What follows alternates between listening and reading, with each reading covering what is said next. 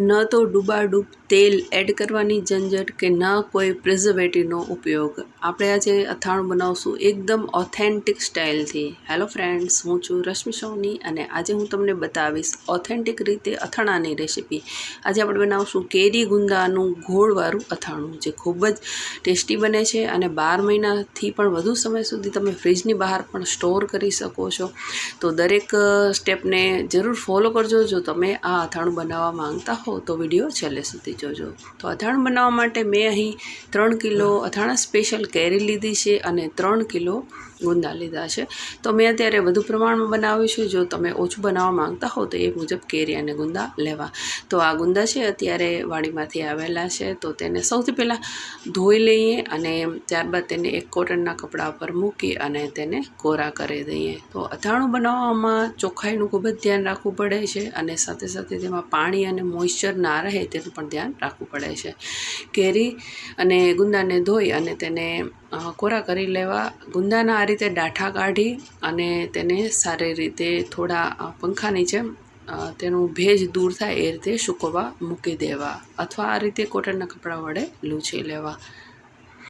આગળની પ્રોસેસ જોવાથી પહેલાં તમે મને જણાવશો કે તમે મારો વિડીયો ક્યાંથી જુઓ છો અને શું તમે પણ ઘરે અથાણા બનાવો છો કે કેમ, તે મને કોમેન્ટમાં જણાવજો. તો કેરી અને ગુંદાને મેં અડધા કલાક માટે પંખા નીચે સૂકવવા મૂકી દીધા. હવે સૌથી પહેલાં આપણે ગુંદાને ભાંગી લઈએ. તો આ રીતે દસ્તા વડે ગુંદાને ભાંગી લઈએ અને તેના અંદરના બીજ આ રીતે દૂર કરી દઈએ. તો બીજ સરળતાથી દૂર ના થાય તો તમે ચાકુ વડે પણ દૂર કરી શકો.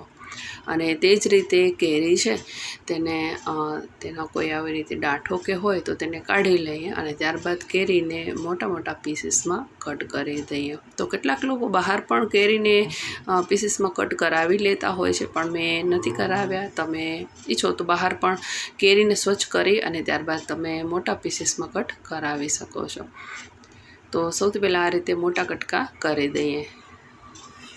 અથાણા માટે કેરીની પસંદગી એવી રીતે કરવી કે જો તમને ખાટું મીઠું અથાણું બનાવવું હોય તો તમે એ મુજબ ખાટી કેરી, દેશી કેરીનો ઉપયોગ કરી શકો, અથવા જો તમને બહુ વધારે ખાટું ન બનાવવું હોય તો તમે રાજાપુરી કેરી પણ લઈ શકો. તો મેં અત્યારે દેશી કેરી, જે લાડવા કેરી તરીકે પણ ઓળખાય છે, તે લીધી છે.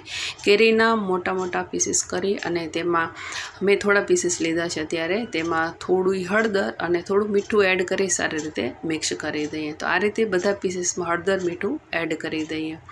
હવે હળદર અને મીઠુંને મિક્સ કરી 1 ચમચા જેટલું હળદર અને 1 ચમચા જેટલું મીઠું લઈ તેને સારી રીતે મિક્સ કરી અને ગુંદામાં આ રીતે અંદર થોડું લઈ અને આંગળી ફેરવી દઈએ, જેથી કરીને તેને સારી રીતે આપણે કોટિંગ કરી શકીએ. તો કેટલાક લોકો ડાયરેક્ટ મીઠું અને હળદરમાં મિક્સ કરી દેતા હોય છે. તો તમને ઉતાવળ હોય તો એ રીતે કરી શકો, પણ આ વધુ સારી રીતે તેનું કોટિંગ થાય છે અને અથાણું લાંબા સમય સુધી સારું રહે છે. તો બધા કેરી, ગુંદા અને હળદર અને મીઠાનું કોટિંગ આવી જાય એટલે એક મોટા વાસણમાં લઈ અને તેને 6 થી 8 કલાક અથવા આખી રાત માટે મૂકી દેવા. વચ્ચે 2 થી 3 વાર તેને ઉથલ પાથલ કરી અને હલાવી લેવા. તો આમાં પાણી છોડશે.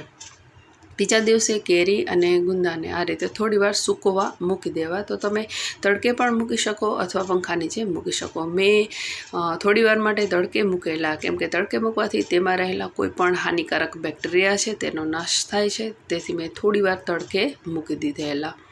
અને કેરી અને ગુંદાનું જે પાણી વધે તેમાં તમે આ રીતે આખા લાલ મરચાં પલાળવા માટે મૂકી શકો. ત્યારબાદ તેને પણ ડ્રાય કરવા મૂકી દેવા. અગર તમને પસંદ ના હોય તો તમે સ્કીપ પણ કરી શકો, તો લાલ મરચાં એડ નહીં કરો તો પણ ચાલશે.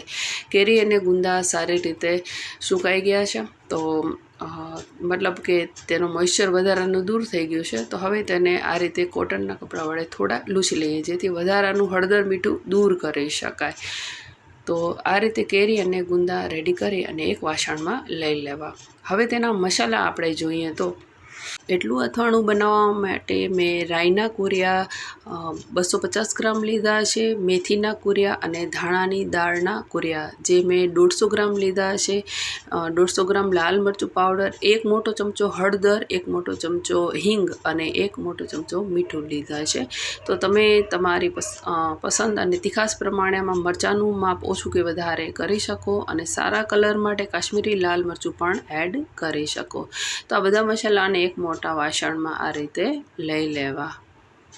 તો અમારા ઘરે અથાણાનું રસો વધારે લેવાય છે, જેથી મેં વધુ રસંગવાળો અથાણો બનાવ્યો છે. તમે થોડા મસાલા ઓછા પણ લઈ શકો, પણ આનો રસો વધારે બનશે એટલે મેં મસાલા અને ગોળનું પ્રમાણ થોડું વધારે રાખ્યું છે. બધા મસાલાને આ રીતે ગોઠવી દઈએ અને 200 ml મેં અહીં અથાણા સ્પેશિયલ સરસિયું તેલ લીધું છે, જેને હુંફાળું ગરમ કરવા મૂકી દીધું છે.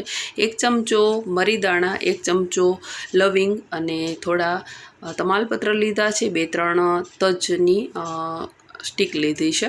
તો હુંફાળું ગરમ તેલ થઈ જાય ત્યારબાદ ગેસને ઓફ કરી દઈએ અને હવે તેમાં મરી, લવિંગ અને તજના ટુકડા એડ કરી દઈએ અને તેને ઢાંકી મૂકીએ.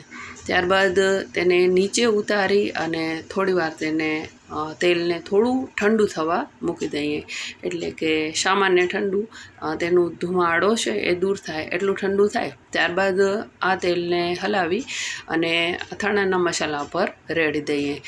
તો આ તેલ હવે થોડું ઠંડુ થઈ ગયું છે, તો હવે તેને મસાલા પર રેડી દઈએ. તો અત્યારે મેં 200 ml જેટલું તેલ લીધું છે અને બાકીનું 200 ml તેલ આપણે અથાણું રેડી થાય ત્યારબાદ તેને ફરી ગરમ કરી ઠંડુ કરી અને તેના પર રેડવાનું છે, એટલે કે તેમાં મિક્સ કરવાનું છે. તો બધું તેલ અત્યારે એકસાથે એડ નથી કરવાનું. હવે બધા મસાલાને સારી રીતે મિક્સ કરી દઈએ, જેથી મસાલો આપણો સરસ મજાનો રેડી થાય. તો આ મસાલો છે એ તમે આથેલા મરચાં બનાવવા માટે પણ ઉપયોગ કરી શકો છો. તો તમે ઈચ્છો તો થોડું આ મસાલું લઈ અને તેને અલગ સ્ટોર કરી શકો છો, અને જ્યારે પણ મન થાય ત્યારે લીલા મરચાંમાં આ મસાલો અને જો ગોળ ઉમેરો તો થોડો ગોળ ઉમેરી અને ઇન્સ્ટન્ટ આચારી મરચાં રેડી કરી શકો છો. હવે મેં અહીં અથાણા સ્પેશિયલ થોડું નરમ આવે તેવું ગોળ લીધું છે. ગોળ મેં અહીં 3 કિલો લીધું છે. તો તેને આ મસાલામાં આપણે મિક્સ કરી દઈએ. તો તમે ઈચ્છો તો ચમચા વડે પણ મિક્સ કરી શકો, પણ હું અત્યારે બધું હાથેથી જ મિક્સ કરવાની છું. તો થોડો ગોળ લઈ અને મસાલામાં મિક્સ કરતા જઈએ. તો તમને જે રીતે ફાવટ હોય એ રીતે તમે બધું ભેગું લઈને પણ મિક્સ કરી શકો છો. કેરી અને ગુંદા છે એને મેં મોટા વાસણમાં લઈ લીધા છે. હવે આ મસાલાને હાથેથી સારી રીતે મિક્સ કરી દઈએ, જેથી ગોળ અને મસાલો સારી રીતે મિક્સ થઈ જાય. જો તમે ગોળ વગરનો બનાવવા માંગતા હો તો ખાલી આ મસાલો લઈ અને તેમાં કેરી અને ગુંદા એડ કરી શકો, પણ મેં અત્યારે ગોળવાળું બનાવ્યું છે, જે ખૂબ જ ટેસ્ટી બને છે. ખાટું, મીઠું, તીખું બધા ટેસ્ટ આ અથાણામાં આવી જાય છે અને ખાવાની ખૂબ મજા પડે છે. એટલે અમે દરસલ આ રીતે જ બનાવીએ છીએ. હવે મેં જે તપેલામાં ગોળ હતો તેમાં થોડો મસાલો લઈ લીધો છે અને તેમાં હું થોડા કેરી અને ગુંદા જે આપણે સૂકવીને મૂકેલા છે, એટલે કે ડ્રાય કરીને મૂકેલા છે, તે થોડા એડ કરી અને હું તેને આ રીતે મિક્સ કરીશ. તો કેટલાક લોકો ગુંદાને ભરીને પણ જારમાં મૂકતા હોય છે. તો તમે ગુંદાને આ મસાલાથી ભરી અને એ રીતે પણ ભરેલા ગુંદાનું અથાણું પણ બનાવી શકો છો, પણ આ રીતે પણ મસાલો મિક્સ થઈ જશે. તો તમે કોઈ પણ રીત વાપરી શકો છો. તો થોડા કેરી ગુંદા લઈ, થોડો મસાલો લઈ અને તેને હાથેથી આ રીતે સારી રીતે મિક્સ કરી દઈએ.